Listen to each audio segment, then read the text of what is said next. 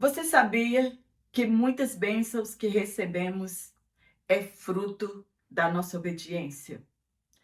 Você sabia também que algumas coisas ruins e que deixam de acontecer em nossas vidas são consequências das coisas ruins que fazemos ou da nossa infidelidade e da nossa desobediência? Sou Jane Martins de Souza, professora e superintendente de Escola Bíblica Dominical.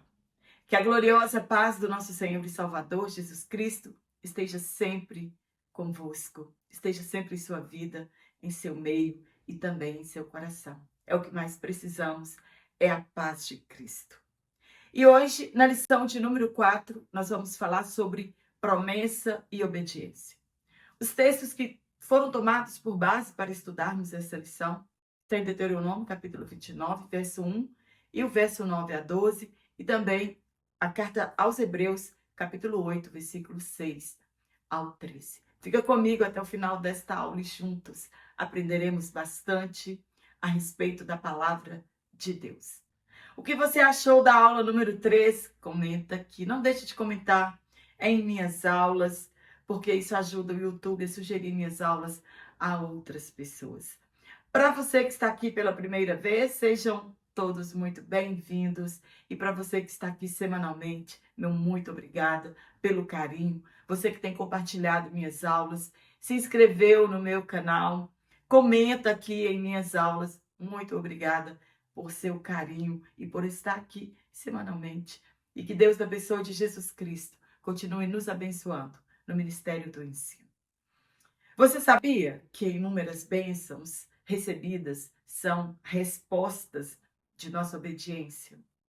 Você sabia também que muitas coisas ruins que nos acontecem é fruto da nossa desobediência ou falta de fidelidade? Sabemos que promessa é o compromisso que alguém assume de fazer, dar ou dizer alguma coisa.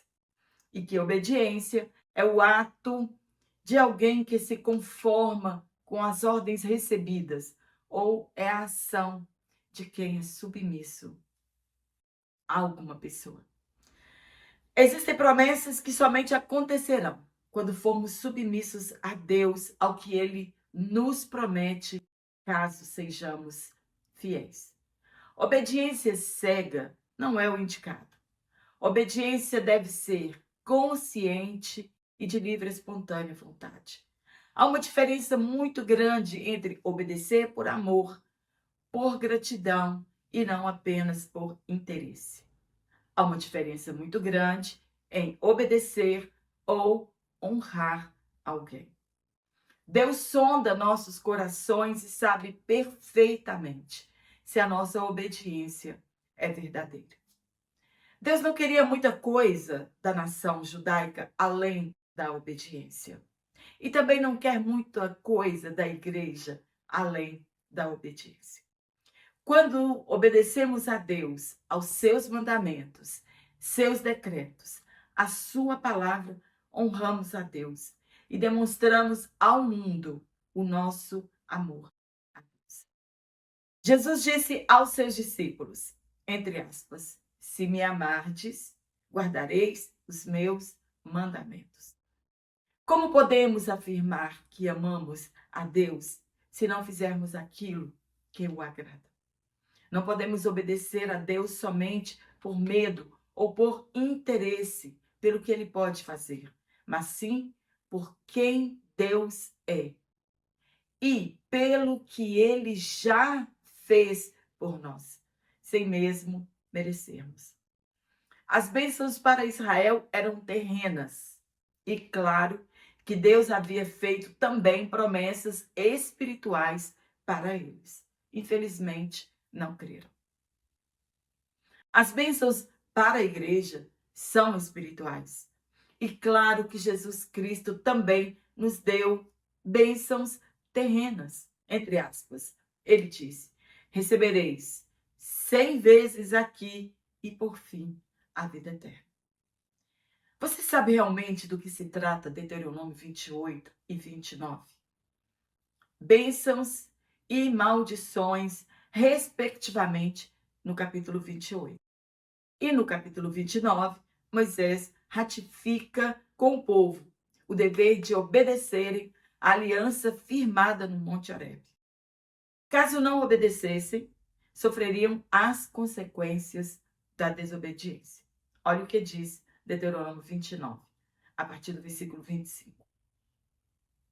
Então se dirá: porquanto deixaram a aliança do Senhor, Deus de seus pais, que com eles tinha feito quando os tirou do Egito, e foram e serviram a outros deuses, e se inclinaram diante deles, deuses que eles não conheceram, e nenhum dos quais lhes tinha sido dado.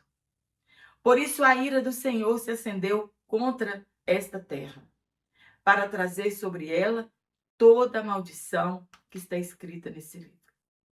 E o Senhor os arrancou da sua terra com ira e com indignação e com grande furor, e os lançou em outra terra, como neste dia se vê. Se obedecessem, todas as bênçãos descritas no capítulo 28 lhe sucederiam. Caso não, também todas as maldições aconteceriam e como aconteceram.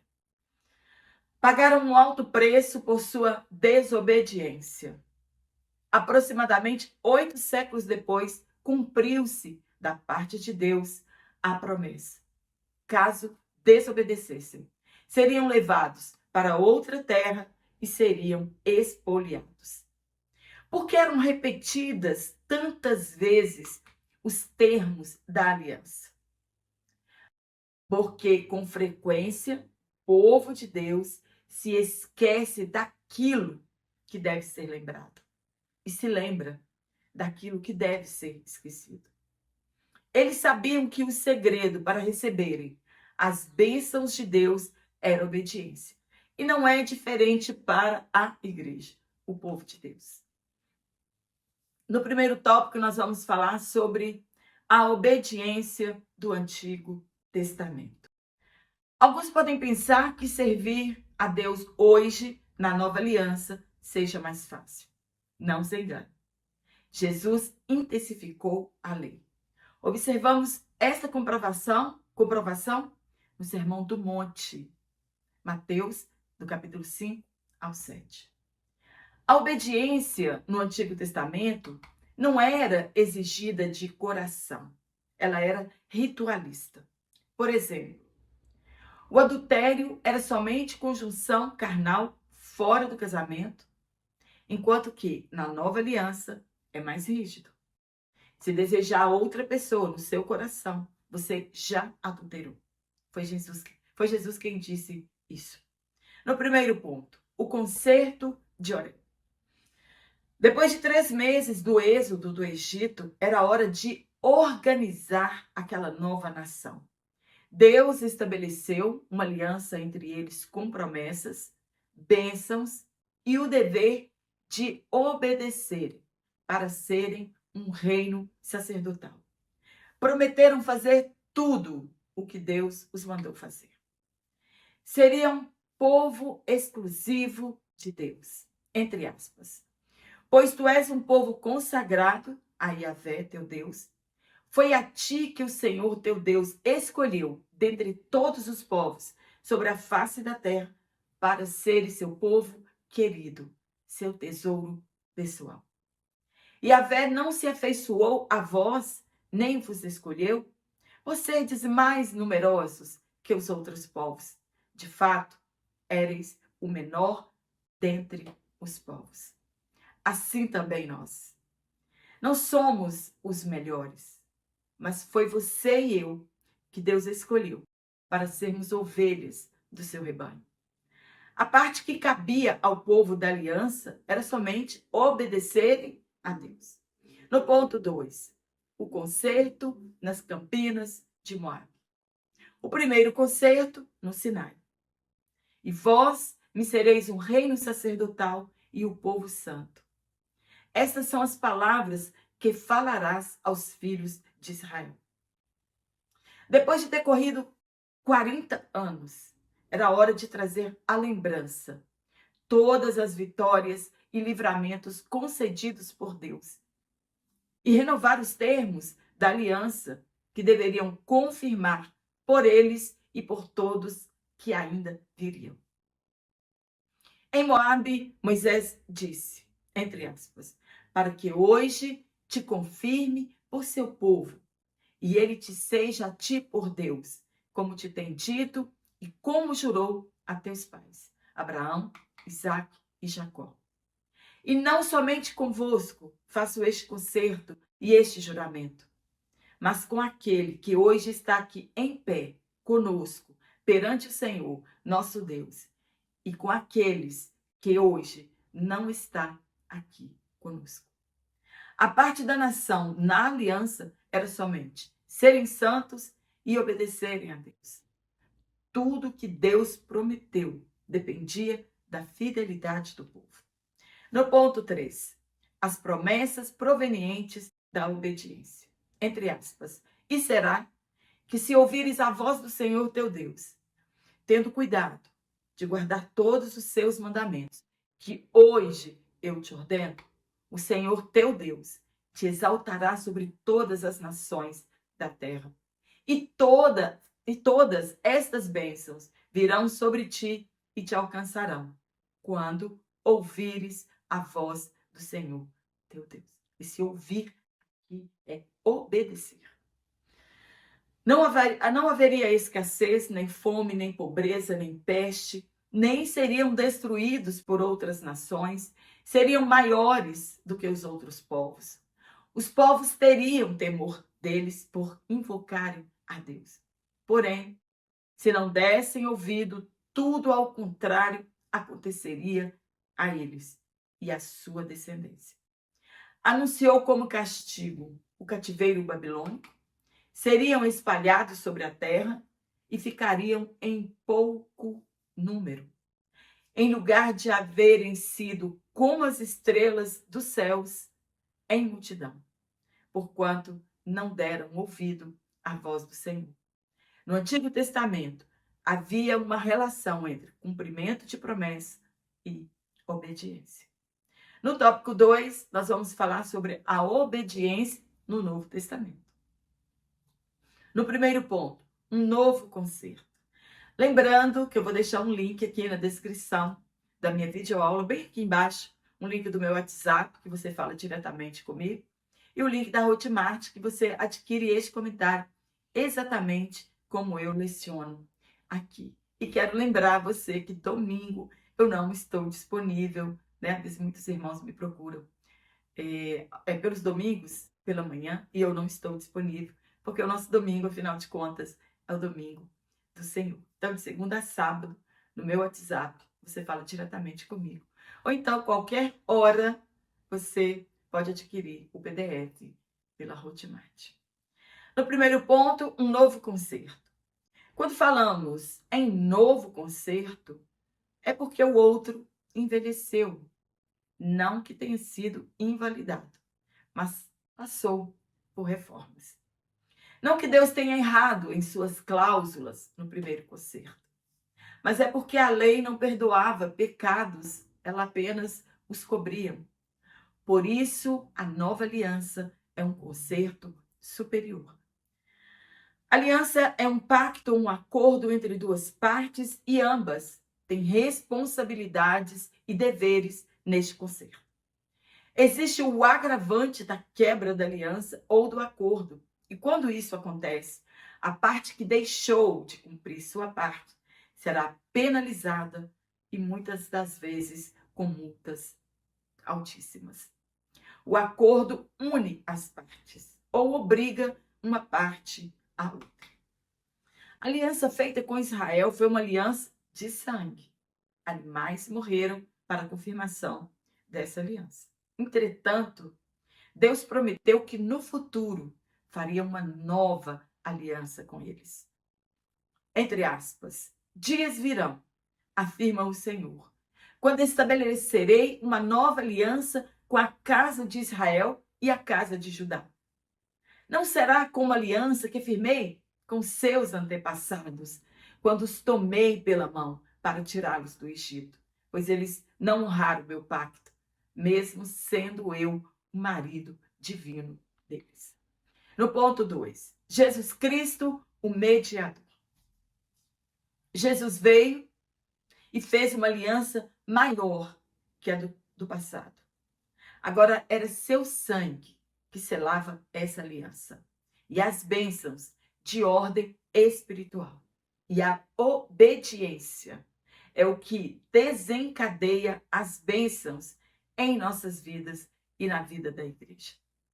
As promessas agora são superiores. Não é uma terra que emana leite e mel, mas uma cidade que descerá do céu e adornada com ouro, cristal e todo tipo de pedra preciosa. Antes de ascender aos céus, Jesus instituiu a ceia como símbolo da nova aliança, seu sangue e seu corpo, o sangue do Novo Testamento. A graça não é irresistível, como muitas pessoas pensam. A graça nos dá liberdade, mas ela não nos dá liberdade para desobedecer e nem viver no pecado. Não existe uma vez salvo, salvo para sempre. A nova aliança produz em cada um que declara Cristo como seu Salvador uma transformação interior. A palavra de Deus é escrita em nossos corações e há mudança de mente e de sentimentos. A nova aliança tem a promessa da graça de Deus. Ela tem a promessa da transformação interior, da vida eterna, do perdão dos pecados e da bênção eterna. Tudo isso somente receberemos se obedecermos a Deus. Assim como a graça não nos isenta da obediência, a desobediência também não nos isenta da graça, pois somos salvos pela graça. E se não fosse essa maravilhosa graça, não estaríamos aqui servindo ao Senhor. Muitas pessoas estão brincando de servir a Deus, confiados que estão sobre a tutela da graça. A graça não impedirá que os desobedientes sejam lançados no lago de fogo. No ponto 3, obediência do novo concerto. Fé e obediência andam lado a lado. É possível um cristão afirmar que tenha fé salvífica e não ser obediente à palavra de Deus? A fé natural, milhares de pessoas a possuem. Entretanto, não a possuem o suficiente para obedecer. Se acreditarmos em Deus e em suas promessas, como não obedeceremos à sua palavra? Fé, como fruto do Espírito Santo, é aquela que nos move em direção às promessas e ficamos inabaláveis diante das circunstâncias. Somente obedece aquele que crê nas promessas e não se contamina com o mundo e não faz como fez a nação judaica. Jesus, ele foi obediente em tudo, até a morte e morte de cruz. Ele foi o nosso exemplo em tudo, sobretudo na obediência. Se o amarmos, seremos obedientes. Guardaremos a sua palavra. Esse guardar aqui no texto é o mesmo que obedecer. Somente uma vida de obediência nos fará desfrutar de todas as bênçãos divinas. A obediência a Deus implica em viver conforme tudo o que foi revelado e ensinado por Ele. Obedecer é se sujeitar àquilo que já foi estabelecido claramente por Deus. Obediência é uma resposta racional que requer disciplina e compromisso. Está registrado em 1 Samuel, entre aspas. Porém, Samuel disse: tem porventura o Senhor tanto prazer em holocaustos e sacrifícios, como em que se obedeça a palavra do Senhor. Eis que o obedecer é melhor do que o sacrificar e o atender melhor do que a gordura de carneiros. Nós temos vários exemplos de obediência na Bíblia. Alguns aqui foram citados: Daniel e José do Egito. No último tópico, nós vamos falar sobre bênçãos provenientes da obediência a Cristo. Obediência sincera, ela traz inúmeras bênçãos a nós. O povo de Israel, enquanto obedeceram, tiveram sucesso como nação. Primeiro ponto, bênçãos espirituais. Quantas pessoas estão decepcionadas com o Evangelho de Cristo por não terem ficado ricos? Por não terem a vida que esperavam e desejavam ter quando se renderam a Cristo. Muitos desistiram de sua salvação por não prosperarem financeiramente. Devemos entender que o novo concerto é de ordem espiritual. E quem prometeu riquezas foi o diabo, como ele fez com Jesus lá na tentação no deserto. Somos guiados pelo Espírito Santo. Ele que rege a nossa vida e a vida da igreja. E somente fazemos parte deste concerto por intermédio de Jesus Cristo. Paulo declarou que de si mesmo não possuía nenhuma capacidade, mas a capacidade que possuía vinha de Deus. E por isso eles eram ministros do novo concerto, do Novo Testamento. E não mais da letra, mas do Espírito. Você ainda tem dúvidas do que seja o reino de Deus? Paulo diz que o reino de Deus não é comida e nem bebida. Quando nos preocupamos com coisas tão banais e deixamos de lado a verdadeira essência do reino de Deus, que é a justiça, que é o viver em retidão e a alegria que vem do Espírito Santo e não de conquistas pessoais. Isso que é a essência do reino de Deus. Jesus disse que o reino de Deus não vem com aparência exterior, e sim espiritual. Quando damos prioridade espiritual, é essencial para a harmonia da igreja. Então, devemos dar a prioridade espiritual na vida da igreja. Quando damos essa prioridade ao mundo espiritual, às promessas espirituais, a harmonia da igreja, ela aumenta. Às vezes esquecemos desta verdade e nos atemos às coisas secundárias, que por vezes geram desconforto, divisão e inimizade em nosso meio. Como, por exemplo, quando uma igreja não é espiritual, quando a sua prioridade não são as bênçãos espirituais. Olha que tipo de desconforto que acontece em nosso meio. Escolha de hinos para determinado grupo, cor de uniforme, horário de culto e muitas outras coisas.